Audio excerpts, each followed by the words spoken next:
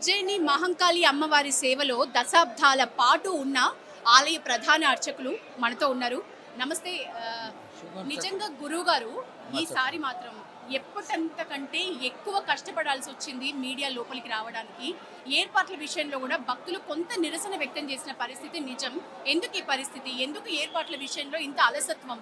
అట్లా కాదమ్మా, ఇది మీరు నిరసన తెలియచేసిన, భక్తుల నిరసన తెలియచేసిన, లేక మీకు కొద్దిగా కష్టం కలిగిన, ఇక్కడ జరుగుతున్నటువంటి సత్యం ఏమిటంటే, నేను చిన్నప్పుడు ఇక్కడే నేను పుట్టి పెరిగాను. అయితే ఈ ప్రాంతం అంతా కూడా అందరూ కూడా తెల్లవారేసరికి వచ్చి అమ్మవారి దర్శనార్థంగా వేచి ఉండి అమ్మవారి దర్శనం చేసుకొని ఇళ్ళకి వెళ్ళేవాళ్ళు. విచిత్రంగా ఆనాడు మా అన్నదమ్ములు మమ్మల్ని ఎత్తుకొని తీసుకొచ్చి 6 గంటల సమయంలో ఈజీగా లోపలికి వచ్చేసేవాడు. అంటే జన సందోహం ఏ విధంగా పెరుగుతూ వస్తుందో దానికి తగ్గట్టుగానే ఈనాడు విచిత్రమైనటువంటి మనకి వెసులుబాటు కలుగజేసేటువంటి ఈ యొక్క విశేషాలన్నీ కూడా పెరిగిపోవడం వల్ల మీడియా కానీ లేక ట్రాన్స్పోర్టేషన్ కానీ ఈజీగా మనం రీచ్ అయ్యేటువంటి వ్యవహారం కానీ చాలా సులువైన కారణంగా పోయిన సంవత్సరం వచ్చినటువంటి ప్రజలందరూ వాళ్ళు వెళ్ళి ఇక్కడ చూసినటువంటి ఆనందాన్ని తెలియజేసిన వాళ్ళు మళ్ళా ఇంకో 10 మందికి తెలియజేయడం. పోయిన సంవత్సరం 100 మంది వచ్చిన వాళ్ళు ఈ సంవత్సరం 1000 మందిగా రావడం. అంతేకాకుండా ఈ సంవత్సరం వానలు వర్షాలు ఈ ఆషాఢ జాతర సమయంలో నా ఉద్దేశంలో లేనందువల్ల భక్తులందరూ ఆనందంగా వారి వారి బంధువుల ఇళ్లకు వచ్చి జగన్మాత దర్శనార్థమై అందరూ కూడా ఆలయానికి వేయించేయడం, అందరూ వచ్చి అమ్మవారిని దర్శించుకోవడం, తద్వారా ఇక్కడంతా ఈ ప్రాంతం అంతా కూడా భక్తులతో నిండిపోయి కేవలం ఆ కారణంగా అందరూ అమ్మవారి యొక్క దర్శనానికి కొంచెం వేచి ఉండి దర్శనం చేసుకోవాల్సి వస్తుంది.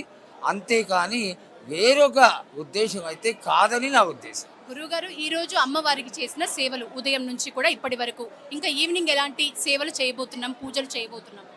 అసలు జాతర అంటేనే చాలా ఖండిత కామరులు అందరూ జాతి మత భేద విచక్షణ లేకుండా ఎంతో ప్రేమగా జగన్మాతకి జాతర చేయడం చాలా గొప్ప విశేషం.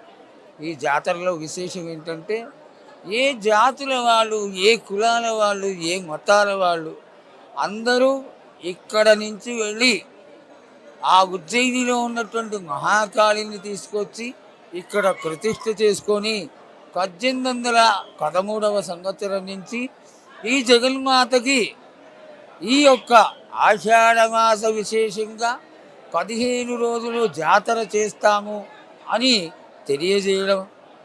ఆ ఒక్కుకున్నాడనే చెప్పుకోవచ్చు. ఆ ఒక్కుకున్నటువంటి కారణంగా అమ్మవారు ఆషాఢం వస్తూనే మొదటి రోజున ఘటస్వరూపిణిగా ఆలయానికి వచ్చి గ్రామ సంచారం చేయడం, అలాగే కాకుండా ఈ రోజున అంటే 3వ ఆదివారం రోజున అమ్మవారికి అమ్మవారు సంతృప్తి పడే విధంగా జాతర చేయడం జరుగుతుంది. ఈ జాతరలో విశేషం ఏంటి?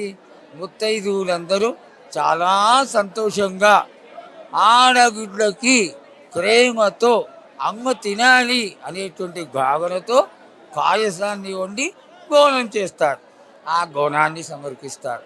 అదేవిధంగా అమ్మ ఆశీర్వాద బలంతో తమ పిల్లలు, పసిగిడ్డలు లేదా రోగానికి గురయ్యేటువంటి వాళ్ళు వీళ్ళెవరూ కూడా బాధపడకుండా ఉండడం కోసం శాఖలని సమర్పిస్తారు. ఈ శాఖలు సమర్పించడంలో గల ఆంతర్యం ఏమిటో ఇంతవరకు మనం అందరం తెలుసుకున్నటువంటిదే. ఇంత చక్కటి ఈ యొక్క చిన్న ఔషధ గుణాన్ని కలిగింపచేసేటువంటి ఈ యొక్క శాఖలు అమ్మవారు ఎంతైనా గొప్పతనాన్ని కలిగింపచేసి అందరినీ కాపాడుతూ ఉంటుంది కాబట్టి శాఖలు సంరక్షిస్తారు. గురుగారు, అమ్మవారి ప్రధాన గర్భాలయంకి కుడివైపున ఈ చెట్టు ఆలయం గర్భగుడి దగ్గరలో ప్రధాన ఆకర్షణగా ఉంటది. ఈ చెట్టుకు సంబంధించి విశిష్టత ఏంటి, ప్రత్యేకత ఏంటి? ఈ ఆలయం అసలు తీసుకొచ్చి చిన్న ఆలయంగా కట్టినటువంటి దేవాలయం కట్టే సమయానికే ఈ వేక చెట్టు ఉండడం, వేక చెట్టు కిందే అమ్మవారిని కూర్చోబెట్టడం, తదనంతరం ఈ 300 సంవత్సరాల్లో అమ్మవారు 3 అంతరాల పైకి వెళ్ళిపోయి ఈ ప్రాంతం అంతా కూడా జాతరలో ఏక మండల చేత పూజింపబడేటువంటి ఈ ఆలయంలో, అలాగే ఈ నగరంలో ఇంచుమించుగా అందరికీ ఏక ఆకుని ఇవ్వగలిగినటువంటి గొక్కంకురం కలిగినటువంటి ఈ చెట్టు ఈనాడు యూనివర్సిటీలో రెఫరెన్స్గా స్టూడెంట్స్ అందరికీ ఉపయోగపడేటువంటి జగన్మాత అమ్మ అందరినీ నీడనిచ్చేటువంటి చల్లని దేవత. చివరి ప్రశ్న గురువుగారు, మీకు ఈ ఆలయం సేవలో ఎప్పుడైనా ఎదురైన ఒక అనుభవం చెందిన ప్రత్యేకమైన సందర్భం, గుర్తుండిపోయిన సందర్భం, మీరు ఎక్కువగా సంతోషించిన సందర్భం అంటే ఏం చెప్తారు? నిజంగా చెప్పాలంటే నేను 3వ తరం వాణి ఈ ఆలయంలో పని చేయడం అనేది. మా తాతగారు సంస్కృత పండితులు. ఇక్కడ 60-70 మంది బ్రాహ్మణులు ఉండేవాళ్ళు. వాళ్ళందరూ కూడా ఎంతో గోపికగా అమ్మవారికి నగాభరణ పూజ అమావాస్య నాడు చేసి అమ్మవారిని చూడగలిగినటువంటి సత్తా కలిగినటువంటి వాడు. తాతగారు వెళ్ళిపోయారు. మా తండ్రి గారు మిలిటరీలో చాలా పెద్ద పోస్ట్లో లెఫ్టినెంట్ కర్నల్గా ఉండి వారు వెళ్ళిపోయారు. అయితే నా కోరిక ఏమిటి అంటే వారు పనిచేసినటువంటి ఈ దేవాలయంలోనే నేను ఉద్యోగస్తుడిగా అమ్మవారి దగ్గర సేవ చేసుకోవాలి అని కోరుకున్న దానికి తగ్గట్టుగానే మా గురువులు జగద్గురువుల ఆశీస్సులతో నాకు ఈ దేవాలయంలో చక్కటి శ్రీ విద్యా పండితుడిగా మంత్రవాదిగా ఉద్యోగం వచ్చింది. అయితే ఈ 40 సంవత్సరాలుగా కూడా జగన్మాత ప్రతి నిమిషము ప్రతి సెకండు కూడా అమ్మ నాతో ఉంటుంది అనేటువంటి భావన.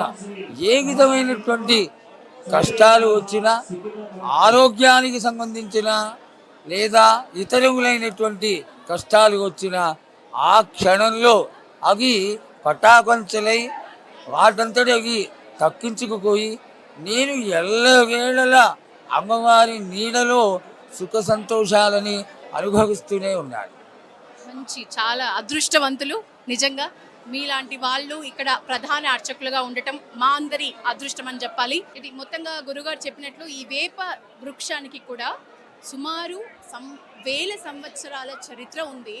ఈ చెట్టుని నిజానికి ఇప్పుడు స్టూడెంట్స్ కూడా, మెడికల్ స్టూడెంట్స్కి కూడా ఒక ఉపయోగకరంగా, ఒక ఎక్స్పెరిమెంట్ విధంగా దీన్ని చూస్తున్నారు అనడంలో మన గొప్ప ఈ ఆలయం విశిష్టత, ఈ వృక్షం విశిష్టత ఏ పాటిదో అర్థమవుతుంది. మనం ఒక్కసారి చూస్తే టెంపుల్ డెకరేషన్, శాకంబరి ఉత్సవాల్లో ఎలాగైతే మనం అమ్మవారి గుళ్ళని అలంకరిస్తామో అదే రీతిగా వివిధ రకాల పండ్లతో చాలా అందంగా టెంపుల్ని అలంకరించారు. ఈ చెట్టుకు కూడా ప్రత్యేక పట్టు వస్త్రాన్ని సమర్పించారు. ఆల్రెడీ ఇవాళ మన రాష్ట్ర సీఎం రేవంత్ రెడ్డి గారు అమ్మవారికి పట్టు వస్త్రాన్ని సమర్పించారు, వచ్చారు. ఇంకా చాలా మంది మంత్రులు, ఎమ్మెల్యేలు, వివిఐపీలు కూడా వచ్చి దర్శించుకుంటూ వెళ్తున్న పరిస్థితి. ఆలయం అయితే చాలా సర్వాంగ సుందరంగా అలంకరించారు. చాలా మంది భక్తులు ఇంకా వస్తున్నారు. ఇది ఈ రోజు నైట్ వరకు కొనసాగే అవకాశం ఉంది. క్యూ లైన్లు కూడా మనం చూడొచ్చు. 4 వైపుల నుంచి క్యూ లైన్లని అనుమతిస్తున్నారు. చాలా కిక్కిరిసిపోయింది. డిపార్ట్మెంట్కి సంబంధించి కూడా చాలా కాపలా ఉంది. సీసీ కెమెరాల ఏర్పాటు కానీ, పోలీసు బందోబస్తుకు సంబంధించి కానీ అన్ని ఏర్పాట్లు అయితే చేశారు. ప్రధాన అర్చకులు చెప్పినట్లు ఈరోజు ఇక్కడ ఈ కార్యక్రమాలు బోనాలు, మొక్కులు అయితే రేపు రంగం కార్యక్రమం ఉంటుంది. స్వర్ణలత పచ్చి కుండపై నిలబడి భవిష్యవాణి మనకు వినిపిస్తుంది. అందులో ఎలాంటి విశేషాలు చెప్తుంది, ఎలాంటి ఆదేశాలు ఇస్తుంది, ఆమె హక్కుల గురించి ఏం మాట్లాడుతుంది అనేది మాత్రం మనం వేచి చూడాల్సిన పరిస్థితి. ప్రస్తుతం ఆలయ గర్భగుడి ముందు ఉంటున్న పరిస్థితి ఇది. కెమెరామెన్ మోహిత్తో యశోద, ఉజ్జయిని మహంకాళి ప్రధాన గర్భాలయం లోపల నుంచి.